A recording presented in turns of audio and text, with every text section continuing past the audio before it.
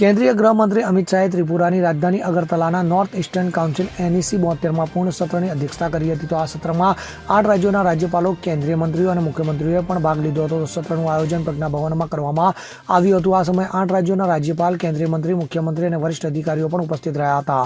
તો ગૃહમંત્રી અમિત શાહ NEC બેઠક ઉપરાંત નાણાકીય પ્રાથમિક ક્ષેત્ર, ઋણ, ડિજિટલ સમાવેશ અને ઋણ વિતરણની સમીક્ષા માટે બેન્કરો સાથે એક મહત્વપૂર્ણ બેઠક પણ યોજી હતી. ત્યારે ગૃહમંત્રીનો પ્રવાસ ભૂ રિયાંગ બસ્તી શિબિર સુધી પણ લંબાશે, જ્યાં તેઓ બ્રુપુરા શિબિરની મુલાકાત લેશે. તો મહત્વનું છે કે આ પ્રવાસ વર્ષ 2018માં થયેલા ઐતિહાસિક ભૂ સમાધાન પછીનો પહેલો પ્રવાસ હશે. તો જય અમિત શાહ આ સમાધાનના જમીનની પ્રભાવના આંકલન કરવા માટે શિબિરનું નિરીક્ષણ કરશે. તો આ સાથે જ અમિત શાહ આવતીકાલે રવિવારે ત્રિપુરાના ધલાઈ જિલ્લાના મુશાયરપુરામાં એક સાર્વજનિક સભાને સંબોધિત કરશે, જે બાદ તેઓ રાષ્ટ્રીય સહકારી સંમેલનને સંબોધિત કરશે.